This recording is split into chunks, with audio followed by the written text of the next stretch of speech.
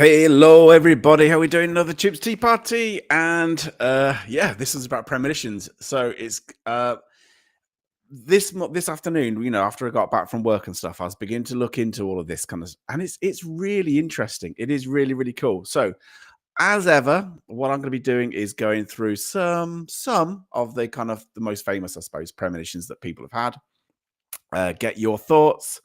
Go through some of the skeptical arguments as well, so you kind of get kind of both sides.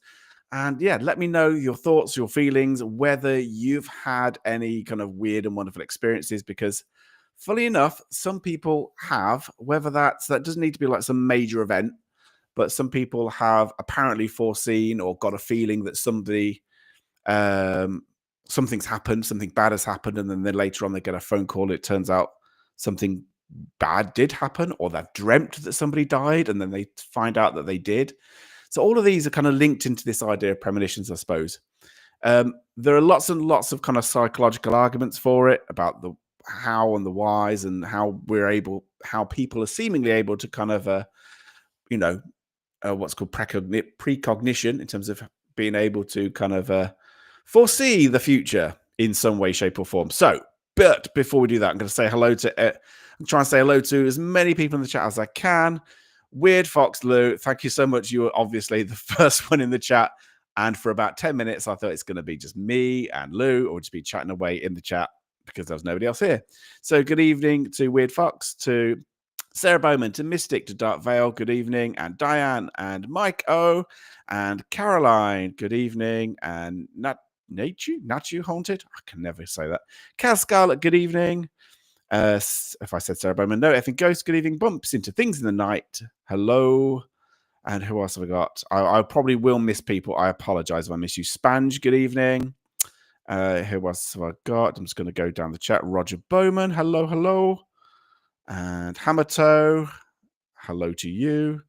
Like I said, I don't have this thing on the screen where it just straight away picks up on everybody's name. So Catherine Lawrence, good evening. Hope you're good. John Boy Patton, hello. Cherry Fizz, Peregrine F1. There's more people coming in now. Purple Ronnie, fabulous. Gillian Daniels, good evening. John Boy Bean, good evening. And Kaza, good evening. And I'm just going to go down. Lots of people saying hello to each other, as you always do. Simon, good evening. Hello to you. Hope your guitar lessons are going well. Shelley, good evening to you. And who else we got? Just going to keep going down. Who's that guy? Sir Egbert Swizzlestick. Best name in the chat. Amazing. And Anna, hello to you. I'm hoping my sound is okay. And I'm not all out of sync as I normally am. Lionheart, hello. Who else have I got? Oh, there's people coming in. There's like 66 odd people, because I'm bound to kind of forget somebody or other. Anyway, I hope you're good, guys. And like I say, I'll if I'm just going to go Sam Hain, hello. I don't think I've said hello to you. And it's going to keep going down. Lots of people, which is fabulous. I'm genuinely loving the fact that, as things progress and as the channel gets big, a bit bigger, we get more and more people in. Rush JM55, are we going to see the monkey clock go off tonight? You never know. Anyway, Jan W, if it does go off, it probably will surprise me, because I kind of get so into this kind of stuff that I end up forgetting all about it. Christine Bissett, good evening. Diane Brooks, good evening. And who else we got? Kaylee Rowley, good evening to you. I am certainly going to be missing people. If I miss you, I apologize. Good evening, Pomp. Hello to you. And I think we're near the bottom of the chat. So like I said, if I missed you, I apologize. But anyway, I hope we're all good, guys.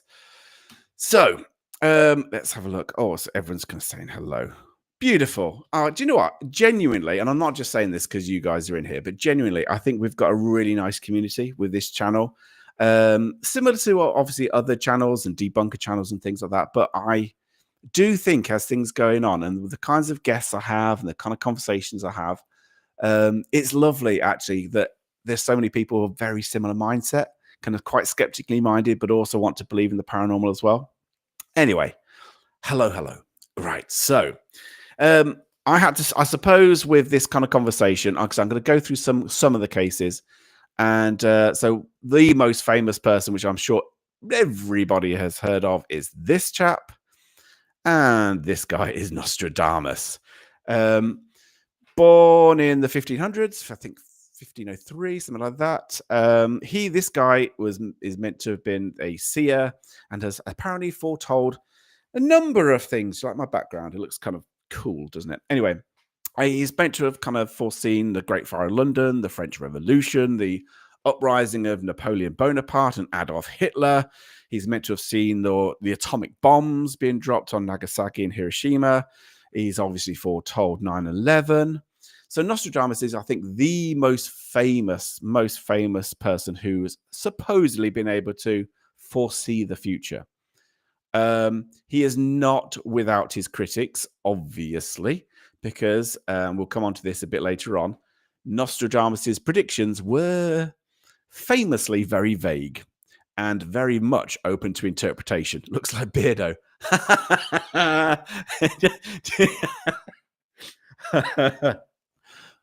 Fucking hell, it does, doesn't it? Maybe Nostradamus is bloody Beardo. There's not much difference, really, is there? I mean, he's even covering his hair. I mean, that's kind of spooky, actually. Big grey beard, covering his hair because it looks a bit shit. Sits in the dark. Fucking hell, Beardo's Nostradamus. Anyway, so very, very vague kind of things. But his supporters are supposedly linking major events, world events, to his writings. Anyway, so Nostradamus is one. Most famous. There is a number of these people who are supposedly, whether it's in some kind of mystical way, foretold the future.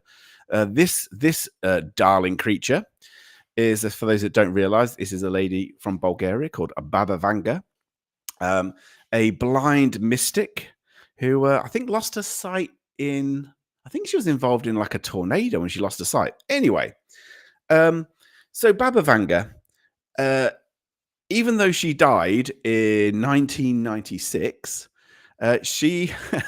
her books of predictions come out every year.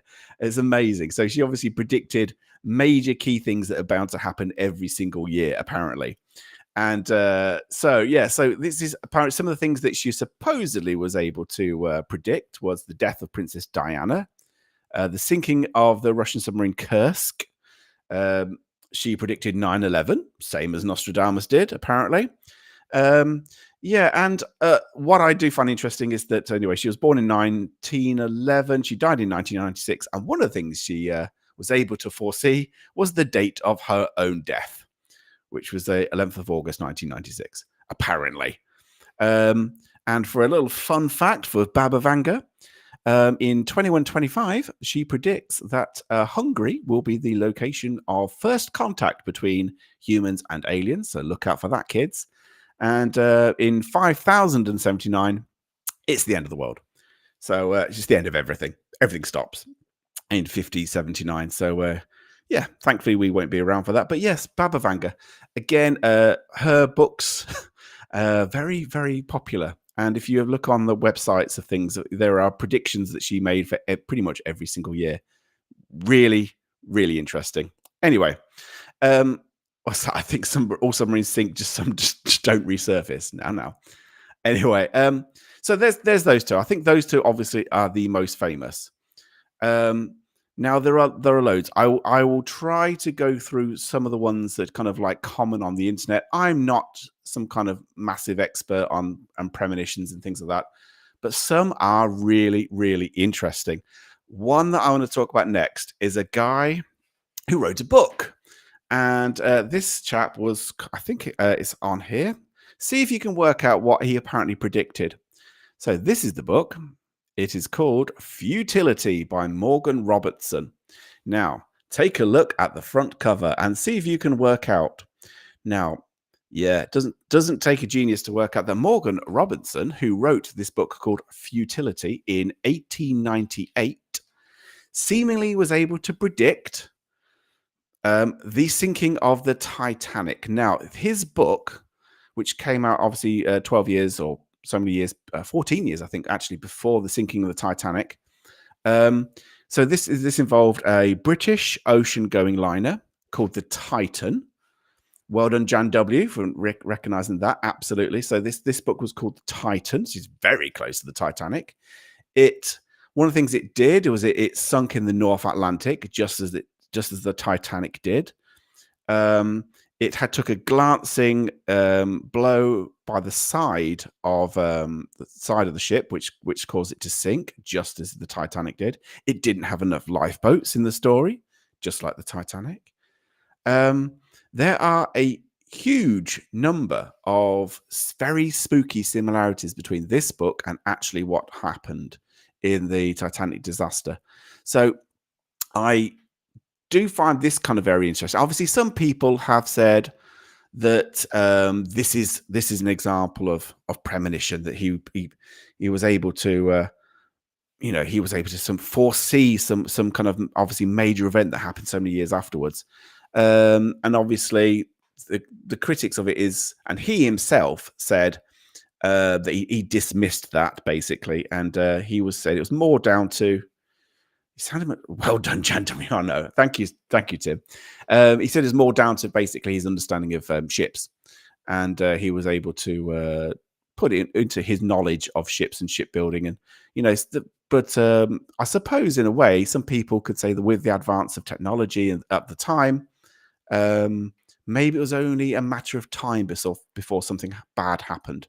But it is kind of spooky that it was called the Titan. Very, very similar to the Titanic. Anyway,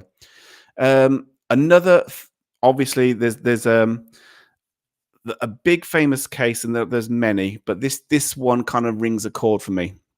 In the UK, in 1966, there was this disaster at a place called Aberfan. Now, anybody who's watching this in America, Canada, Australia, wherever, may not be too aware of what happened at Aberfan in 1966. As a teacher, this just was, I cannot imagine as a teacher the devastation this caused. Basically, Aberfan was a kind of small village beneath the hills, and there was very much involved in the community with coal mining process, and the waste of the coal mining process was basically dumped in the hills above Aberfan. I think there was a continued period of rain. I think it was the ground became saturated, so this kind of slurry of coal eventually spilt down like an avalanche down the hillside and swept away everything in its path, including it went straight towards a primary school. 144 people died in the Aberfan disaster, including 116 children from that school, including teachers who tried to help them, try to rescue them, tried to kind of block the path of this thing. It was just awful. It kind of swept these kids away essentially and has destroyed the school. You can probably see the school just I think it's on the left-hand side there, which is only half the school left. It swept through classrooms, and to this day, I think it's one of the worst disasters our country has ever had. It's awful. Now, it is linked to a couple of examples of premonitions that supposedly occurred by a couple of the children involved, who sadly also died. So one of them was a little girl who was 10 years old in the October of 1966 called Errol May Jones. And she basically said to her mum one morning, "Mummy," she said, "I'm not afraid to die." And her mum said, you're too young to be talking about dying. She said, do you want a lollipop? She's trying to cheer her up. And so on October 20th, she woke up after having a really memorable dream. And she said, "Mummy, let me tell you about my dream that I had last night." And she says, "Come on, love, I've got no time now. Just tell me again later." She said, "No, Mummy, you must listen. I dreamt I went to school and there was no school there. Something black had come down all over it." Anyway, the following day, that day she went to school as normal. Nothing unusual happened. The following day, so she said that on the October the 20th, on the next day, Friday, October the 21st, She went to school as normal, but at 9:15 that morning, this coal tip gave way. This coal sludge, water, boulders, just this avalanche came down, ripped through the school, and Errol May Jones was one of the children who died in that event. Another victim was of a little boy. Like I said, there's 116 children, and one of the other victims was a little boy called Paul Davis. Paul Davis was 8 years old, I believe, and he had drawn a picture, and this picture is kind of very well known. That this picture, I would show you the picture that he drew before the event. So this, for those who don't realize, this the NCB that you see on this is the National Coal Board, and basically he drew the hills and the slag heaps and the kind of the stuff that was directly above him from where he lived in Aberfan. And you can see pictures of the National Coal Board digging into the hills and things, which you may not think is too much of a premonition. But if you notice at the top, he just wrote the end. He drew that the day before he died at Aberfan. So it is really upsetting. It is very sad and very unusual, and they both these children seemed to have similar kind of thoughts or feelings or premonitions, possibly, of what was about to occur to them. Now, obviously there's a lot more to this story. There's a lot more involved, in terms of the what occurred and who, the people who the person, there was I think it was a psychologist that went around collecting. He was interested in this idea of precognition. He went around collecting accounts of after this event, and so that's what this little lad sadly drew the day before he died. So there are lots and lots of there's these kind of major events that seemingly happened. I'll give you a couple more, again, very, very odd ones. There's one that I saw a little bit earlier. See if I can find it. Again, really, really interesting. There we go. Hang on a second. Okay, so obviously the Aberfan one was awful. There was one here. This was by it says on 21st of March 1967, Alan Hensher called this chap, this psychologist guy who was looking at premonitions, called Barker, to tell him he'd had a vision that he'd had about a plane crash. It involved a passenger aircraft getting into trouble over some mountains soon after takeoff and radio contact being lost. He also predicted that 124 people would die. A month later, a turboprop Britannia passenger aircraft carrying 130 people attempted to land in Nicosia, Cyprus during a thunderstorm. The first attempt to land failed. On the second attempt, the plane clipped one of its wings on the side of a hill, rolled over, broke into pieces, and caught fire. The death toll for this disaster, the sixth worst in aviation accident history, was 126. So he was 2 away, essentially, from predicting that correctly. Other people have seemingly, had events where, I think famously, Abraham Lincoln, before he was assassinated, could not sleep for 3 days, believing that he was going to be assassinated. Could talk about it. Apparently, there's predictions that John F. Kennedy made before he was assassinated. That's a major thing. Again,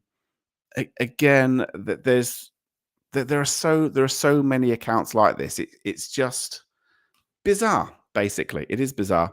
And just before we go into kind of reasons why these may happen, very briefly, I've got to just touch on this one. this one. The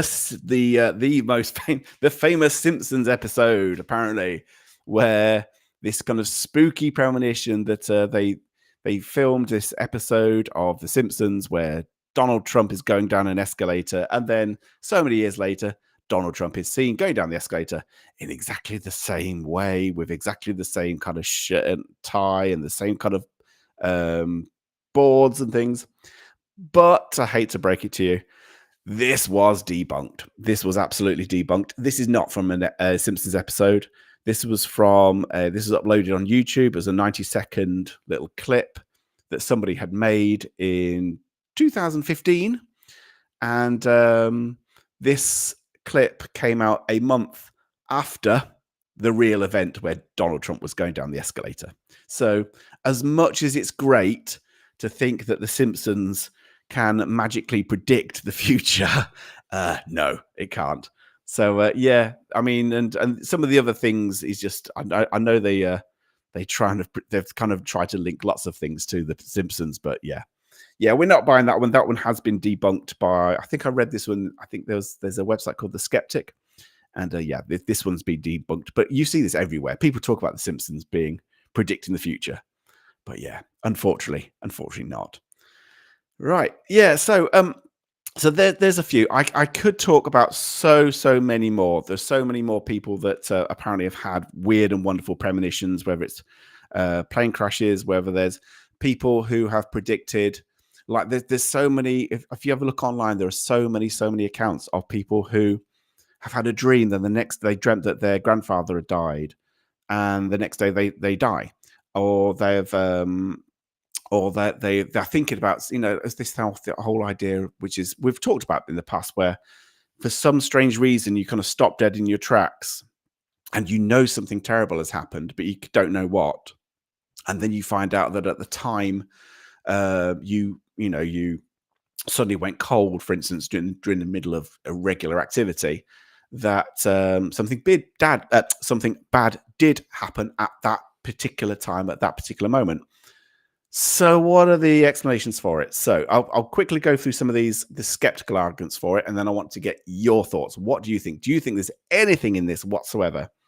Is in Nostradamus and books about Titanic and the Aberfan disaster, and whether it's Abraham Lincoln predicting his own assassination, or John F. Kennedy predicting his own assassination, and all that kind of stuff. So one of the reasons first of all, there is I've just got there's a number of things here. I hate sounding like Kieran O'Keefe, but there's a number of possible reasons.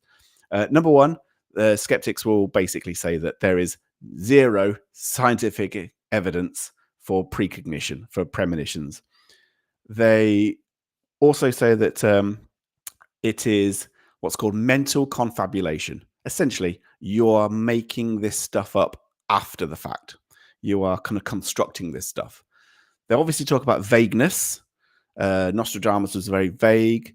The other thing they talk about is what's called the Barnum effect. I think we've mentioned this before, where if you have some kind of vague dream or vague prediction, and then something happens, even though the prediction, the dream would have been imprecise, and you're thinking, oh, I dreamt about that, and you're kind of fitting your dream to an event after the fact, even though your dream was probably not very much like what actually happened. So there's that. So there's this whole idea of vagueness, memory distortion. This is kind of what I'm talking about with this kind of Barnum effect, bias, simply coincidence, and sounds something like Kieran would say, yeah, coincidence. Undigested beef. Thank you very much, Tim, for that. And also, psychologists will say that actually, these people do not have any real supernatural ability, that seemingly these thoughts about premonitions or something bad is going to happen is very much linked to stress and anxiety. And if you're feeling particularly bad about yourself or bad about a situation, you are more likely that you're going to predict something bad is going to happen. So those are some of the reasons why some people think that this stuff is just psychological, not anything grounded.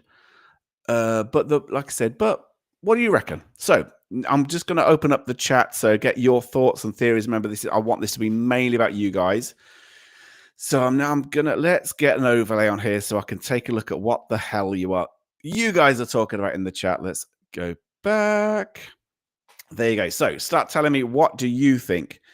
Are premonitions real? Is there any truth in the matter? Can it be possible that we can foretell the future? Let's hear some experiences, and can we get some likes? Yeah, please do. It will actually genuinely be very interesting to see if anybody has had any kind of experiences where they felt, or they had a really strong feeling that somebody was going to die or something was going to happen, and then it did. I would find that really interesting. Okay. I dream about Beard becoming prime minister and sending Justin on a mission to save the world. Yeah, I don't think so. What's that? It's all in your head. Yes, I know, Kim. I know. I had my palms read once 40 years ago. Oh, palm reading. I've done palm reading. Well, I didn't read somebody's palms. I had my palms read. Absolute horseshit. I'm sorry, it really is. They were saying things like this line in such and such. This line tells you that you're going to travel. Brilliant. Okay, so am I going to travel? Everybody travels all the time. What the hell are you talking about? Anyway, let's have it. When I was a kid, I'm just going to highlight some. So so it's going to just spotted this one. So when I was a kid, me and mum and dad were driving around in an area we'd never seen before, but mum was able to say what specific things was around each corner for miles. Ooh, that's cool, Jan. Premonition reincarnation. That sounds like more of a reincarnation thing, but that's very weird. I do like these kinds of stories though. Very, very cool. Let's have a look. What's that? Kayla, well, I used to have prophetic dreams that was boring as hell. I tell you one thing which was very interesting. Right. My dad died in 2017, but before he died, in I think about I can remember him talking about it. It must have been about 2014, 2015. No, earlier than that. But anyway, he had a really vivid dream that he'd won the lottery. And in his dream, he even remembered the 6 numbers on his lottery ticket. So he basically woke up, thought, "Oh my God, I can still remember those numbers." He wrote those numbers down and put those numbers on the lottery every single week, thinking he would win. And he didn't. But then 2 years later, he did actually win the lottery. So was that a premonition?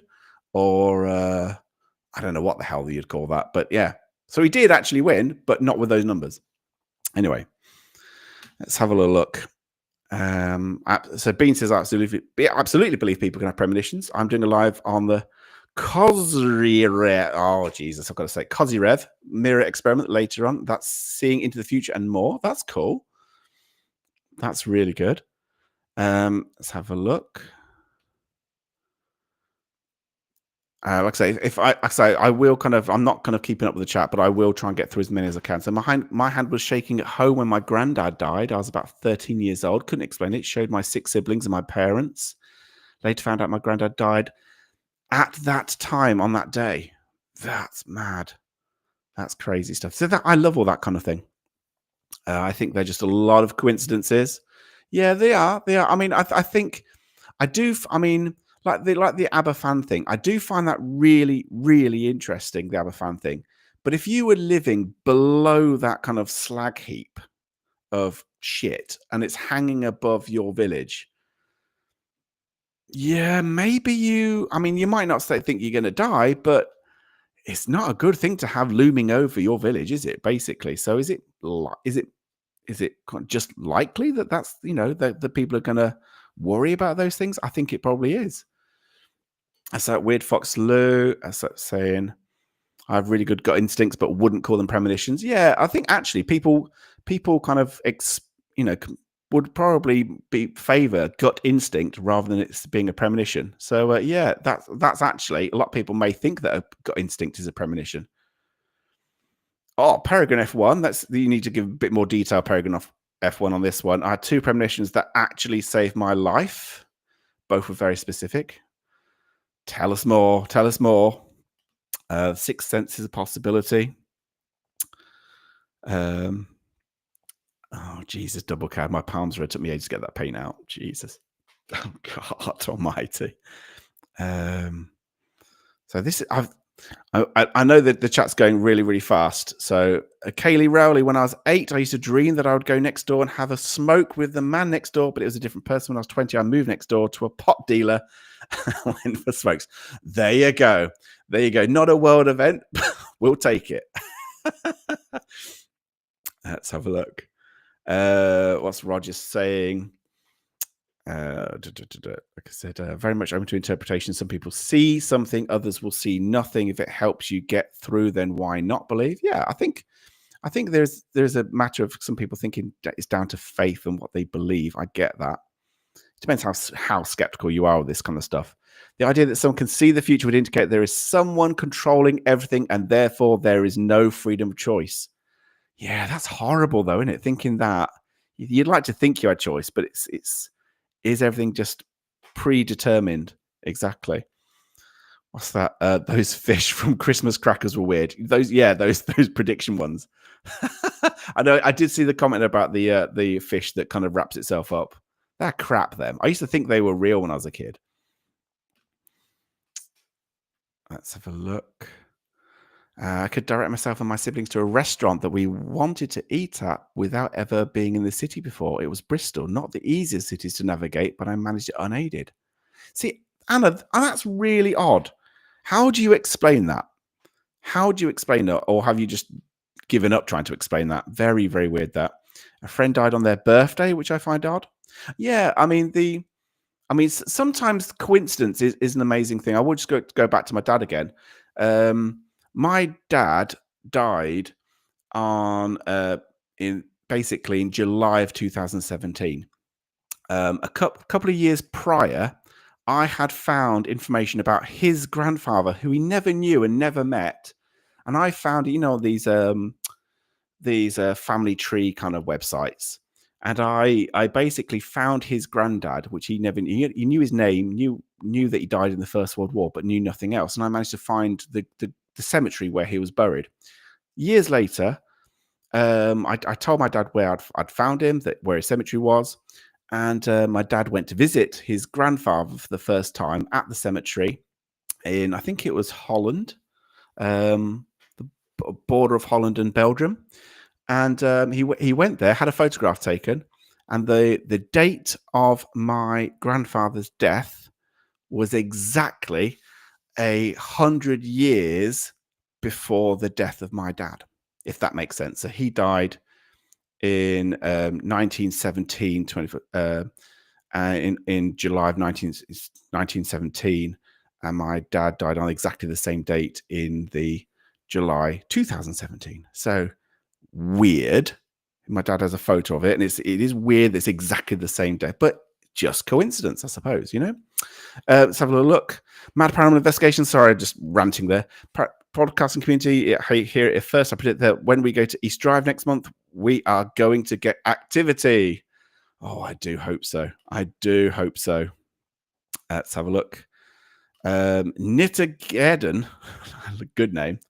When I was about 5 on my way home from something with my nan, I said my great nana was with the angels. She says not just yet, but when she got home, the nursing home called to say that she died.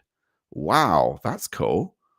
Not cool that your nana died, but it's amazing. That's just incredible. Oh, bless you, Kaza. Thank you so much. I've only just spotted. Sorry, I'm a bit behind on the chat. Thank you so much, Kaza, for gifting the 20 memberships. You are an absolute angel. Thank you so much.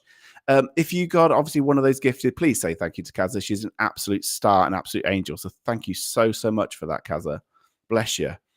Let's quickly go through Mother Shipton's Caves. I meant to talk about Mother Shipton. I completely forgot. I talked about Baba Vanga, whatever her name is, but I completely forgot about Mother Shipton. Mother Shipton's an interesting one. She's foreseen. She has foreseen if the bridge in Knaresborough falls 3 times, it's the end of the world. It's currently fallen down twice. I've been there to Mother Shipton's Caves. It's really cool. Really cool. I really do like it there. It's got that petrifying waterfall and stuff. It's cool. Oh, yes. Rogers, if you believe the Mayans, yeah, we wouldn't be here now. I remember 2012. I remember the panic that people had at 2012. But I also remember the panic people had in the year 2000, thinking it was going to be the end of days and God knows what else. It's scary. It's kind of scary how, I hate saying the word gullible, but gullible people are really. Too many beautiful souls. Oh, bless you. Let's have a look. My uncle predicted his death in a diary. My auntie found it weeks after he died with a black X on that day. That's crazy, isn't it? That's really mad. Beardo's, but it's always Beardo's fault. Yeah. Well, the thing is, I like this from Mike saying clear hunches or incredibly strong gut feelings is what I would call them. Do you think? I mean, it depends. It depends what the situation is. I think if you've just dreamt something and it's just something that's come into your mind, has your brain just if you've been worrying, for instance, about a loved one, and it's been in the back of your mind, oh, I must call them, or they've been, I've not heard from them in a while. Your brain might be creating an event like their death. So when you next hear from them, it turns out they've died. Is it literally just coincidence that they may have died the day after, for instance, you had that dream? But it is fascinating. The whole thing is fascinating. Oh, another one from Anna. Is this the thing you were going to tell us about, Anna? Let's have a look. Come on then. Bloody hell, this computer's sometimes so slow. I dreamt I had a conversation with someone outside a toilet cubicle while inside. Then months later, I visited a uni for open day, made friends, visited the toilet, then finished their sentences. Just hanging around toilets. A bit weird. Okay. Let's have a look. I predict. Hang on. Whoa. What's weird? I predict Justin would wolf an entire tub of ice cream in a freeze in one go, and he did. That's to be honest, that's hardly surprising. If I, when, and it's for most people, it's hardly surprising. If I would, I'd be great to have some kind of what's that where you can just stop yourself. But if it's nice, it's nice, and it's got to go in it. What's Dan saying?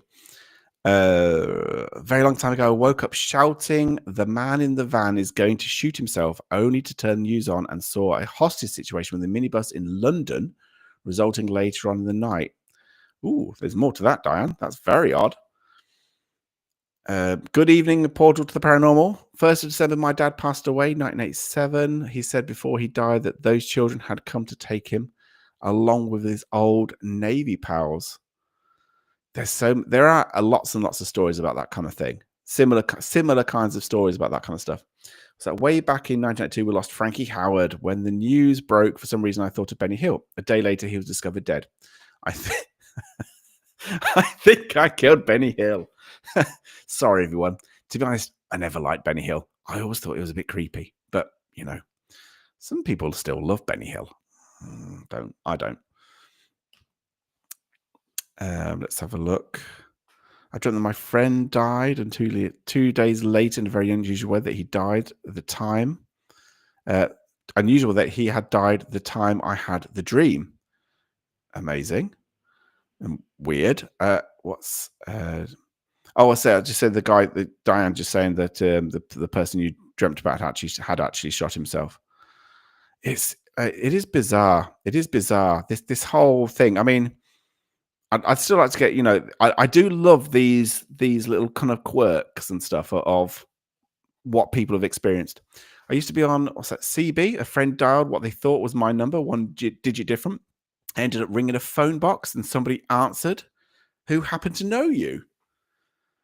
How? I don't know. What are the chances of that? Genuinely, what is the chances of that happening? That's got to be fairly big, isn't it? That would happen like that. Let's have a look. I went on Find a Grave UK, found my grandma's grave along with my granddad, great granddad, and a person called Janet who I'd never heard of. So that's another rabbit hole to go down. What's that? My nan cleaned the mothership and pub in Portsmouth for 40 years. We're all connected in some weird, strange way. Peregrine F1. First time when I had to brake hard for a dust cart pulling out a hidden road. Fell to fall when nothing was there. but then a dust cart pulled out from a hidden road. What? First time was when I had to brake hard for a dust cart. Felt a fall when nothing was. How the hell did that happen then? So what made you brake? Anyway, or just that you thought it was going to happen, so you braked, and then it did actually happen. That's the kind of thing I think we're going down. I had a dream that my friend was in India, pregnant, wearing a blue gown, and I told her about it. 6 months later, she ends up pregnant, but lost the baby, and she no longer talks to me. Oh, Christ, debunk. Bloody hell. Let's have a look. Wayne just saying Knaresborough is a lovely place. It's gorgeous. Knaresborough is beautiful. They have traditional history. Yeah, I went there when where's that Eden Camp? Eden Camp. I went to Eden Camp. That's not too far away from Knaresborough. I remember going there as well. Let's have a look. That's quite a cool place. And people talk about the Mayans and Mother Shipton. Yeah, Gareth is saying the classic one is you're thinking of someone, then suddenly the phone rings and it's them, precognition, or just by chance that they rang. I mean, I personally think it's if, like I mentioned before, if something's in the back of your mind, oh, I've got to ring that person, and then you forget, and then you just happen to be thinking about somebody randomly, and then they happen to ring. I think that's far more likely to be coincidence, or like I said earlier, some of the reasons is this constructed after the fact. Were you actually thinking about that person, or because they rang, you're then linking that thought that, oh yeah, I'm sure I wanted to talk to them earlier, and then they rang. You know, you're kind of constructing it. What's Gillian saying? And I dreamt once I was on a double-decker bus and it crashed. I was the only survivor, and I'll never go upstairs on any type of bus. So, hey, keep safe, Gillian. Bloody hell. Yeah, exactly. Don't if you've got that weird premonition dream, then keep on the lower decks. Right, bit random. When my son was little, he drew a picture of a stick figure laying on a bed and told me it was Michael Jackson dead. I was horrified when a few weeks later Michael Jackson died. That's very weird. What is your opinion on deja vu? I honestly think deja vu is not really it is a thing, but I think in our lives, all the things that we do in our lives, I think we have regular routines. So I genuinely think that a deja vu is when you've done something regularly. When you happen to go back there, you think, oh my God, it's like, I'm sure I've been here before. And you probably have, but it may have been 6 months before or a year before or whatever. I don't know. I don't particularly believe in things like deja vu unless it's something really weird. But yeah, I think it's more forgotten memories. Good evening, Mr. DSC. How are you doing? Jan, yeah, this is what I'm thinking, Jan. I do think our brains have far more potential than we even realize. I absolutely agree with that. Really do. Basically, just had to predict premonition you'd be in. Let's have a look. Mad paranormal member for 4 months level. Message: I believe that loved ones find a way to say bye. Yeah, I'd like to think they would. I mean, I'm still kind of annoyed my dad hasn't said goodbye properly, but because he knew I was into the paranormal. I've said this before. He died, and I'm kind of was hoping that he might pop in in some kind of weird shape form. But yeah, but we had a weird event. I've mentioned this before, so I won't do it now. But we had a weird event near the time of his death, in just before we got ready for his was getting ready for his funeral, and then something happened which linked to the songs in his funeral. So yeah, it was. We've had some things which are a bit kind of okay. If you didn't know what that was, what was it called? What's the show called? Twilight Zone. Yeah, it's a bit of a Twilight Zone moment. There's sixth and seventh sense, very interesting, being studied, especially with the neurodivergent. I think our brains are incredible things, and I think we do. There's lots of untapped stuff. We know so little about what the brain is capable of. So I think that the brain is capable of so many things. Use a dream dictionary. It said I would get a surprise invitation. Looked out window. Mum had been invited to my nan's. Mum said it was a surprise because they were not talking at the time. Ah, that is a surprise. You sound like bloody Kieran now. Sorry. Apologies. Am I? I'm not. I'm not. Thing is, if I was properly Kieran, I would be coming out with some batshit crazy kind of. It's down to some kind of mushroom or fungus or whatever. Do you know what I mean? I do think. I mean, I love Kieran O'Keefe. I do genuinely love him, and he's a great guy. But yeah, some of his explanations on Uncanny are pushing it. Let's put it that way. And he still kind of gives all of his explanations with a straight face, which I find fascinating. Let's have a look. Sorry, I've come halfway through. Do you believe certain dreams we have is potentially predicting future events? No, basically. I think a little bit like the skeptics say, I think you can dream about something because dreams are kind of vague anyway. And dreams, you half remember dreams anyway. Dream very much so. Some dreams, okay, are very specific, but most dreams are kind of vague, and you kind of in a waking state, you kind of vaguely trying to remember what happened in a dream. So if you dreamt about an event in a dream, and it could, I mean, think about all the number of dreams you have in your lifetime, and you're meant to dream multiple things every single night. So of all the dreams you've had in your lifetime, it is entirely plausible that you will dream about, let's say, a plane crash, and then a plane crashes.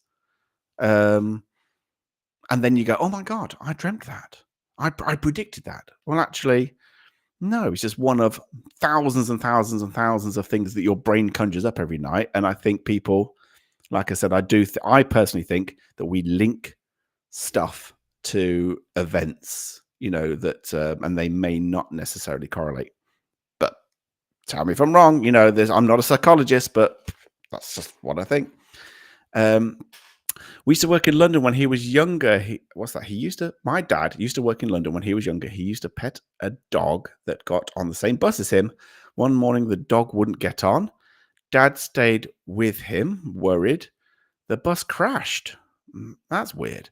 Do you know what I do find very strange? And I don't think this is a particular premonition thing, but those you read about all the time where, for some particular reason, people don't go on. They're like they woke up late, or they had a hangover, so they didn't go on their regular journey, or they were a little bit late, and so they didn't get on the flight, which ended up in the 9/11 Twin Towers. So there's those kinds of things. I'm trying to think of that. Really, there's a really famous person that basically woke up hungover, missed his flight, and so wasn't on the plane that crashed into one of the towers in New York. It will come to me. One of you probably know who it is, but I'm thinking it's a singer, and or an actor. And I can't for the life of me remember who it was. Oh, Kaza for the mod kitty. Bless you, Kaza. Thank you so much. Again, so generous. Thank you, Kaza. Thank you so much. Mr. DSC, let's have a look. I was thinking deja vu could be us snapping out of autopilot and realizing what we're doing. Yeah, I think that's right. I think there's so many things we kind of drift through in life and don't realize what we're doing. And then it's like, bang. Oh, shit, I'm out here. I'm here. Deja vu, yeah, Maiko, similar kind of thing. Deja may be a reset of sorts, absolutely, which is why the experience tends to be unsettling. Yeah, I do. When that person said that they were able to go like round Bristol and they knew where they were going, I think that's more than deja vu. That's something else, surely. In the 70s, my boyfriend used to get the same train to work. Very unusually, he was late one morning. He would have been on the Moorgate train. Again, let's have a look. Simon. So, and I think people who have passed might want to pop in and say hello, but they might not be able to. That might frustrate them. So I don't take it to heart. Yeah, a part of me. I mean, obviously, I've been involved with the paranormal for quite a few years, and one thing that I can't kind of shift this thought, and this is kind of going into ghosts and hauntings and stuff a little bit. So apologies, but I love the subject. But I do sometimes think when if there's been like a haunting or a poltergeist, let's say I love poltergeist stuff. So part of me thinks, and tell me if I'm completely out there with this one, part of me thinks there's some kind of unwritten rule that the dead cannot contact the living. And the ones that slip through the net, the occasional ghost or the occasional poltergeist or whatever, they're the rule breakers. They're the ones who, either because they are childlike or they're just, not disturbed, but they're just the rule breakers. They just don't particularly care for the rules. So they're going to do it anyway. Those kinds of personalities. I don't know. Just a thought. Right, let's go. Sarah Burton says, same. I asked my mother before I had to come back and haunt me. The look she gave me over the top of her glasses, she said, please let me rest in peace when I'm gone. So I have. Well, if that's what they wanted, that's what they wanted. And there's a preconception that premonitions are these big, exceptional things, but in most cases, it's pretty mundane things. I agree with that, Anna. Yeah, absolutely. Because obviously, people talk about and think about big, major disasters, and people seeing a plane crash or seeing the Twin Towers or feeling there's going to be a train accident and not wanting to go on a train, and then something terrible happens. But I think you're right. I think people have these gut feelings about stuff happening, and it turns out to be true, but very mundane. So, like you say, it goes back to gut feelings. Is that gut feeling some form of premonition, or can it just be explained psychologically? Let's have a look. There's always a sign, mate. My dad died in 2017 as well, and I haven't felt him, but have felt others. It will happen, I guess, when I'm more ready. Yeah, yeah. So I wish some of my dreams would come true. Yeah, that's good. John Boy Patton saying, write your dream down first thing in the morning, so it's not kind of like lost or exaggerated. That's actually, some people, I know some people do that. A friend of Weird Fox, I know, literally as soon as they've had a weird dream, messages them and does it on a voice note to tell them what their dream is, even if it's like 2-3 in the morning. If it's a really vivid one. Yeah.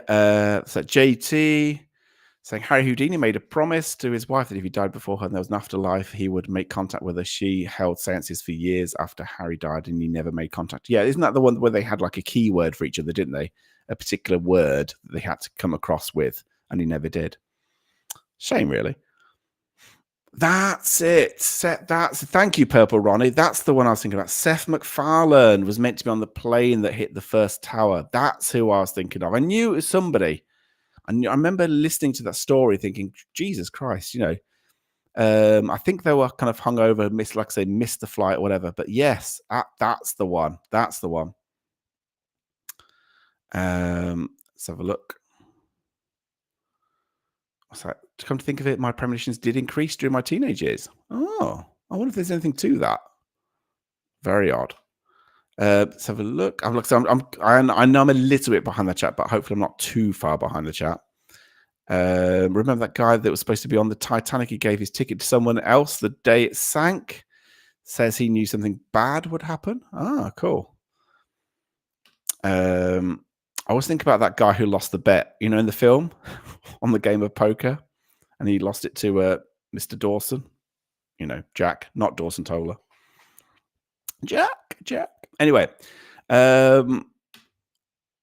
that? When I was 14, I had a really vivid dream. I was telling Mum about it in the morning. When my sister said she had the same dream, we ended up telling the dream between us. I've had that happen once with myself and a former girlfriend, where we both dreamed the same dream, or we said we kind of talked about it, and it was like, oh my God, well, I dreamt that. I don't think we probably did. I think we probably dreamt similar dreams, but it was weird. It was weird waking up, apparently having had exactly the same dream. But yeah, the night before my driving test, I dreamt about my test and saw the number plate he asked me to read to test my eyesight. I went for my test and was asked to read that very same number plate. What? I mean, there's coincidence, and that's just mathematically, surely to God, that's out there, isn't it? That's surely you can't have predicted that unless you'd seen the same plate in the same test center prior. That's really strange. Really strange. Last time my nan broke the rule, so that makes. Do you know what I mean? I do genuinely think that I think poltergeists and stuff like that may be just something breaking the rules, where there's this unwritten rule that they cannot or should not be contacting the living, but they do it anyway. Let's have a look. I forgot. Sorry, I missed Pomp's thing. Yes, Kaza, that's really amazing. It must be something to do with released energies. Do you think that would explain why they can see ghosts, perhaps? Sorry, I missed Kaza's kind of original comment, so apologies. Simon, let's have a look. Patrick Moore said in his autobiography that the night after he died, he wanted a candle lit and he would blow it out to prove there was life after death. That'd be cool. Let's have a look. Damn rubbish. What's that? Tim said, this is more like me, Tim, actually.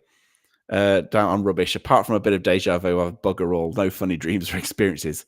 I don't think I've had a premonition of anything particularly. It's always been other people who've had premonitions. What's the chance? I predict the monkey will clash his symbols in 7 minutes. Maybe 2 minutes now. Let's have a look. That's if he goes off, of course. Let's have a look. Got to go and mod for the Paranormal by the Sea. Yes, I will just mention Paranormal by the Sea is going live, I think, very soon at 9. I'm going to be finishing very soon as well. I will just want to give it a little shout out before I finish to Truth or Demons podcast. So we had Stevie on Monday, who was amazing, and she's basically spent 2 years on one of the cases of the Warrens, the Devil Made Me Do It case, where she's basically spent 2 years researching it and debunking things and finding information about it. She releases that video tonight at 9 o'clock. So you can either go to Paranormal by the Sea in a couple of minutes, or check out Truth or Demons podcast, because she'll be talking. Draw me like one of your French girls, Josh did. Bloody Josh. Yeah. So what's that, Gareth? Love your profile picture. Yeah, I'm going to be finishing off, like I say, in about a minute or so. Like I said, just before I go, and I shall obviously, because I don't want to tread on the toes of the likes of Paranormal by the Sea and the likes of Stevie from Truth or Demons. I would just say on this Monday, I have got a lady coming onto the podcast called Patty. I met Patty at a paranormal convention with Diane Chambers, who's in the chat, and she told the story of, oh, you fucker. Bastard. I completely forgot about it. Shut up. Oh, gets me. Jesus Christ. Anyway, where was I? Bloody hell. Right. Fucking hell. Patty was originally, before the TV series of Uncanny, season 1 on the podcast. Patty came on to Uncanny on season 1 to talk about her experience as a student at a place called Tanfield House. She's a really lovely lady. She does not want to appear on camera. So it's going to have to be, she's going to use her kind of slideshow, her slides that she's going to have. Yeah, bugger off. She's going to do slides of the things that happened to her and the house that she had this poltergeist event in. Bastard. Yeah, I know. I've been up north too much. Yes, I know. It's like a proper Sean Bean. Bastard. Anyway, where was I? Yes. So she was on season, if you ever want to check it out. So it was talk about Tanfield House. It's called season 1 on the Uncanny podcast, where it's about half an hour long. It's not very long. If you find it on, might be on BBC Sounds or the Uncanny podcast, it was season 1, episode 13 or 14. Take a look. That's who I've got on Monday to talk about her experience when she was a student. She is absolutely adorable. She's lovely, Patty, but I think she's extremely nervous about coming on. Doesn't particularly want to show her face. Doesn't particularly want her face to be well known and recognized everywhere. So, that is who I have got on Monday. It's going to be a really, really interesting one. The following Monday, because there's not going to be a Chips Tea Party next week. The following Monday, I have got back on the lovely, the wonderful Mr. Simon Entwistle, Mr. Ghost Guide extraordinaire with amazing stories. That's who I've got on the following week. Hopefully, he's going to come on really early to make sure that his internet is up and running, because last time he came on, it was a bloody disaster, basically. Anyway, that's who I've got on for the next couple of weeks. After that, we shall see. So thank you so much to Kazza again. Thank you to everybody in the chat. Thank you for all your thoughts, your feelings. Really enjoyed it this evening. Super chat. Thank you so much, everybody. New underwear for Justin. Thank you. Yes. One day, I'm going to, like I said, it's happened twice now. And this shit behind me, seriously, is, he catches me out. Even though I know it's coming. I bloody know it's coming. And yet he still catches me out. Anyway. So that's who I've got next couple of weeks. Thank you to everyone in the chat. Thank you so much for tonight. Go over now, Paranormal by the Sea, or go and check out Stevie from Truthful Demons. And anyway, I shall see you on Monday. Thank you, everybody. Have a great night. Enjoy the rest of your evening, and I shall speak to you soon. All right. Night.